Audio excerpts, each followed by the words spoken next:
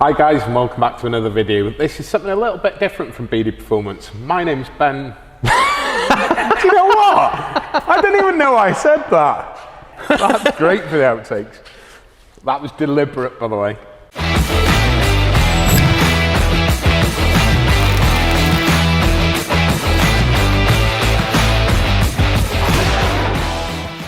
Hi guys, and welcome back to another episode from 𝘵𝑇 Performance. My name's Darren Evans, and my name's Ben.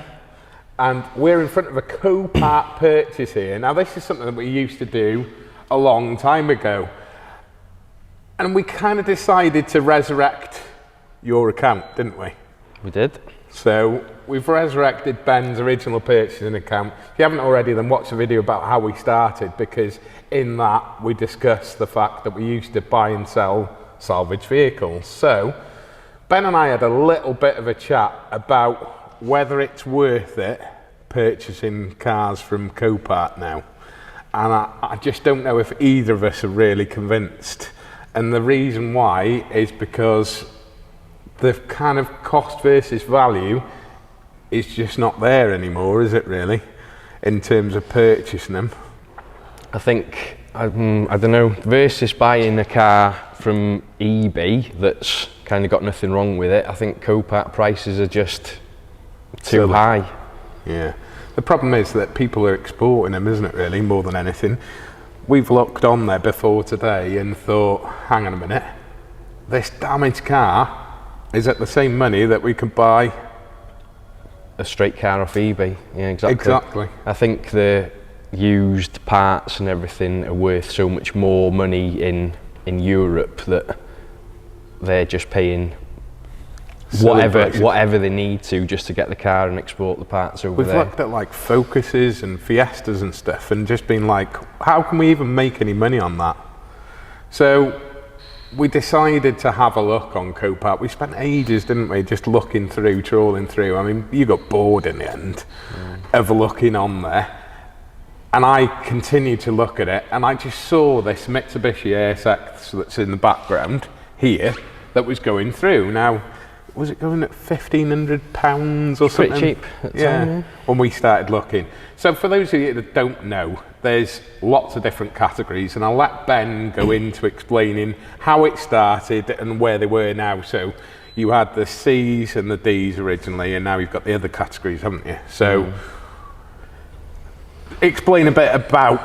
It's hard, wasn't it? It used to have the C's that used to have to go to 𝘴𝘆 to have the vehicle identity check before you could apply for a logbook, and at the time it used to print that it was a damaged repaired vehicle on the logbook on the V5, and then you had the category D's, which were obviously recorded on the HPI as salvage or accident damaged. Yeah, but I don't know, I never really saw any kind of difference between the two, massive difference. No, I think it related a lot to kind of value of the car versus cost of repair more than the actual level of damage, because you had high-end motors on category D's that were smashed to totaled, rolled over Ferraris and all sorts of things. So it's hard to distinguish. And in today, when people come in and say, "Oh, I've had an accident in this car," what category do you think it'll be if I buy it back? And you don't know whether it's going to be an N or an S. Now, well, that's what's helped it now. Is the N and the S is definitive, isn't it? It's structural and non-structural. Yeah. It's a lot plainer. You can't go outside of that, can you? Well, no. Non-structural would be a cracked wing, or in this case, because these are plastic, or a bent wing, whereas structure would be something like a pillar that's integral to the car, and that's the way I see it. Although you could have maybe a pillar damage that would probably be easy to repair, but it'd still be classed as structural damage because it's the integrity of the chassis. So anything, as we can see it now, and we may be wrong, if we are, then correct us in the comments down below, because we don't know that much about this anymore. But structural is structural damage to the chassis or cockpit or anything that's integral to the vehicle that can't be taken off and unbolted and replaced with ease. So this is an U, which is unrecorded. That could come from a dealer because it's got a problem, or just from a dealer because it's too shabby to go through. Copart still offer a service that they sell this type of vehicle on behalf of lots of dealers across the country, because Copart, for those of you that don't know anything about them, have locations all over the world. So they've got some in Peterlee, they've got York, they've got Bristol, Chester, they've got one in Essex, I think, one in Hull, one maybe in Scotland. They're all over the place. Peterlee. So they purchased, Ben will know more about this, they purchased Universal Salvage, did they? Way back when. Yeah, they purchased anyone they possibly could. They purchased Blue Cycle, which was one of the big insurance resales, salvage companies. Norwich Union, was it maybe at the time? Don't know. They purchased them. I think they purchased, well, yeah, anything they possibly could, they bought, basically. So that basically they could sell these vehicles through an online auction, and we'll show you some of the footage in between this so that it breaks it up a little bit for you. But basically you go online, and with this vehicle and with all the vehicles there, they give you an indication of the retail value. So that would be if it was undamaged, wouldn't it then? Not as it stands. So if it's got a caved in wing, yeah, it's not going to say that it's worth 20 grand when really with a caved in wing you've got the repairs off that and it's devalued by the category that it's in. Does it not put It says the estimated retail value these They days, but it used to say pre-accident, pre-accident yeah. value. So it then tells you whether it starts and drives, whether there's any additional information like there's 2 keys for it, or there's only 1 key, or it's missing some bits inside, or whether it's been previously recorded in some cases, doesn't it, Ben? So if it's not recorded this time, it doesn't mean that it wasn't a category C previously years ago, or it was category N very recently. So it'll give you all that information. It then gives you an indication of the estimated retail value. Now this one, it was £5,920, which I think is quite accurate, to be fair. Most of the time, it's not so accurate, is it? In all fairness, not all of them are they? It'll also tell you whether it's got V5, so most of the unrecorded ones come with a V5, don't they? Pretty much. They should do. Yeah. They should do, because they're coming from a dealer or from an individual, so they should have access to that V5, i.e. the old logbook. So with this one, we got logbook, we got 2 keys, and we got some additional information that said that it runs and drives. Yeah, started, runs and drives. Some of them say start only, don't they, I think, and then some of them say run and drive. So yeah. This one was run and drive, which covers the whole starting anyway. When we got there, I actually went with Ed to collect this with the recovery truck. It didn't start because it had no battery left in it, no battery power. So we started it up, and almost immediately there was a light on for the oil. Found out that that was just simply that it hadn't had a hard reset after it been serviced. Yeah. So we re-serviced it, didn't we, and reset the light. Yeah. In the vain hope that it would fix everything. Yeah, because a service and resetting a light fixes all, doesn't it? It didn't, did it, Ben? Not exactly, no. No. So it had about a week's MOT. We bought it in February and March, didn't we, just before the lockdown. So it had about a week's MOT, so that gave us the opportunity to drive this vehicle to the MOT and establish what wasn't wrong, what was wrong with it. So what did we start off with? Do you remember? Because it was a long time ago. We established it was going into limp mode. So we looked at some of the codes, we checked some of the common issues with it, i.e. vac lines and everything, because it's a diesel. We're not really into diesels at all. So established that it may or may not have been something to do with the control solenoid or N75. Yeah, I don't think we had any kind of boost related fault codes to start with, though. It was just going into limp mode, yeah, and not throwing codes. I think we had a management light for, I can't remember what, but I don't think it was related. But we kind of like went into it, looked at the software that was on the vehicle, saw some anomaly, then took the exhaust off it and found that it had been hollowed out already. We then noticed that it had what looked like a reconditioned turbo, and we'll go into that a little bit later on. Anyway, replaced the N75 boost control solenoid, whatever you want to call it, checked that it was operating the wastegate effectively after that. It was just became absolutely frustrated. So we got Tony from Bowen Bank involved, got him here to have a look at the car. He had it for quite a few weeks, was becoming frustrated himself, but we all kind of thought that it was something a bit more than met the eye, if you understand what I mean from that. So it looked like it had had a fresh turbo on it, or a refreshed turbo. From there it went to David Direct Diesel, and he did some tests on it, tested the actuator, and came back with the fact that he was 99.9% convinced that it was the turbo. So we ordered a turbo up. A couple of weeks later, Tony and I have collected the vehicle from David Direct Diesel, and we fitted the turbocharger. Now, when we got the turbo off the car, almost immediately, when only half of the housing is painted, Ben, and you sit them next to each other and the stop on one is in a different place to another, you can count the number of threads that are exposed on the actuator, and the one that's been set up as a brand new unit and the one that is on the vehicle are two different settings. You know, there's something weird going on, don't you? I mean, I don't know if you've had a look at the turbo or not. No, sounds like someone's built their own turbo Exactly, at home, yeah. Either that or in a garage, you know, because we wouldn't ever entertain doing for a Focus, we wouldn't entertain recoring it, would we? No. And even though we could set up the actuator easily with a Mitivac and make sure it was right, especially off the turbo, it's dead easy, isn't it? Off the car, off the turbo, off the car, it's dead easy. So we could do that, but we wouldn't entertain recoring a turbo because it's just a specialist thing to do, isn't it? So fit the turbo to it, and lo and behold, old Betty here that we purchased is okay.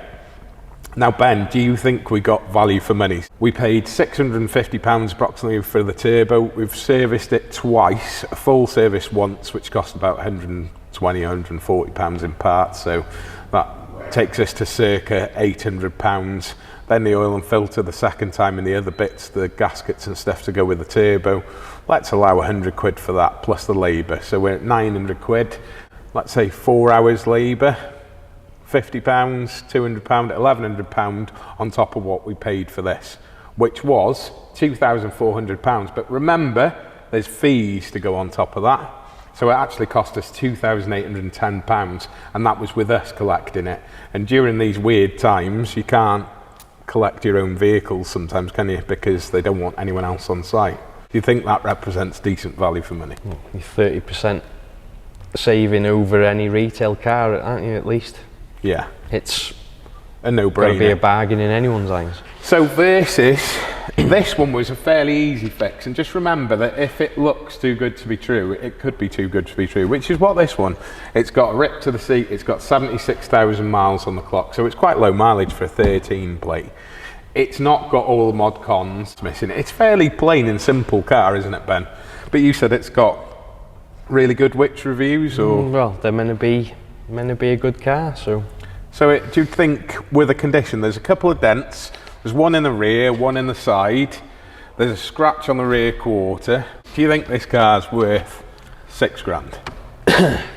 I mean, it might struggle to do 6, mightn't it? But realistically, there's nothing on this that isn't normal or to be expected of a car of its age, is there? It's just a realistic. Other than the seat, because the seat's torn. That's probably beyond reasonable expectations. So they're tearing the seats probably a little bit beyond reasonable expectations. But if we were going to sell this vehicle, I think we could at least achieve the lowest mark, which is £5,500, which in our instance would leave us a £1,700 profit, or if someone else was doing it, probably circa £1,300–1,400 profit. Minus the tyre it needs quite badly. Yeah. I think the best thing we can do is tell people how to make money wisely from Copart. And that doesn't mean diving in all the time, does it, Ben? It means trawling every single day and finding the right car. Otherwise, you just end up buying something. And we've been guilty of it in the past, haven't we? Fill in a transporter for the sake of it. There, we had a list of what we wanted. So Fiestas. Mark 6 Fiestas, wasn't it? Mark 6 Fiestas, well, that's pretty much all we wanted. Yeah. We ended up buying things like Citroen C2s. A couple of C2s, yeah. Yeah, they weren't too bad, but we probably we probably shouldn't have bought them when we look back. And the worst thing you can probably do is sit there and watch the online auction. And I think exactly the same thing that happened with this. I'm not paying more than £2,000 for it, Ben. And it was sat at 1,500 quid for ages, wasn't it? Got in front of the thing. Ben's like, "You're still bidding, Daz. You said you were stopping at £2,000. We got to £2,300, was it, I think? And then we had to negotiate with the seller. So remember that you could end up having that situation where you don't actually win the vehicle even though you're the highest bidder. Yeah, I think it took a couple of days to get to a final decision from the seller at the end. Yeah. So they sold it to us for £2,400 plus the fees, which made it £2,810. Do you know what? I'm just going to say £2,810. I think we achieved a good price and we got good value for money, even if we have to throw a tyre on the front. Just to recap on the categories, guys, so you've got your category C, which is now essentially your S. Your category D, which is now essentially your N, but not exactly. You've still got your X's, you've still got your U's, and you've got your B's, which are breakers. Now you can't buy a breaker unless you're registered. However, you can buy a breaker these days, Ben. I don't know if you knew this. You can buy a breaker and ship it to an approved Copart stripping centre, book a slot, strip all the bits off that you need off the vehicle.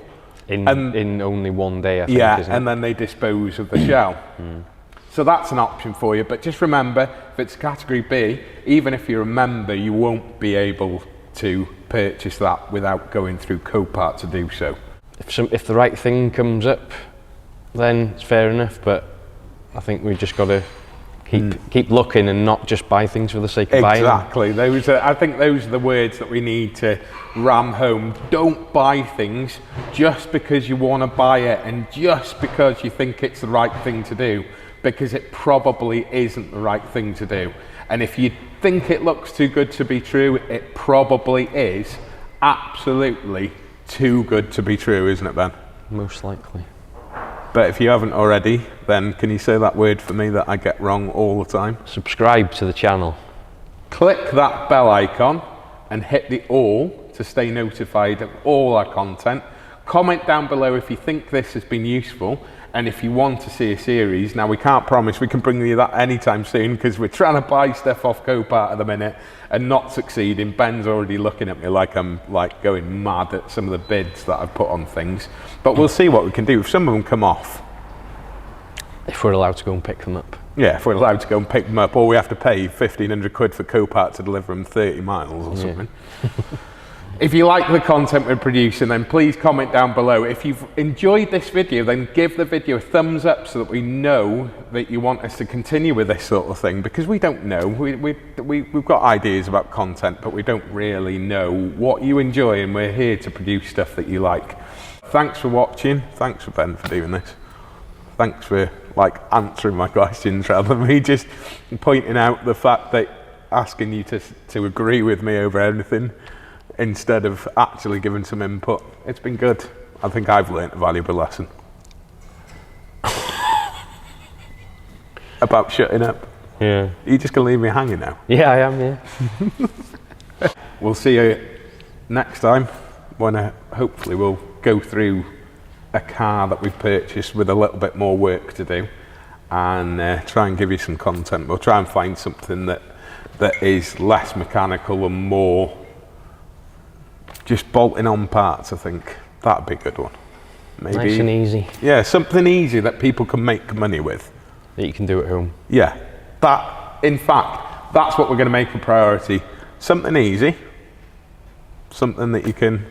Something that anybody could do at home on the drive with no reel for any particular special equipment. Like dozers and jigs and yeah. We'll try and look for something that we can do, that we can show you through, maybe a damaged door or something, because you could do that with a socket set, couldn't you? Yeah, pretty easily. Let us know. We'll see if we can find something easy to do and go from there. Thanks, man. Ciao for now.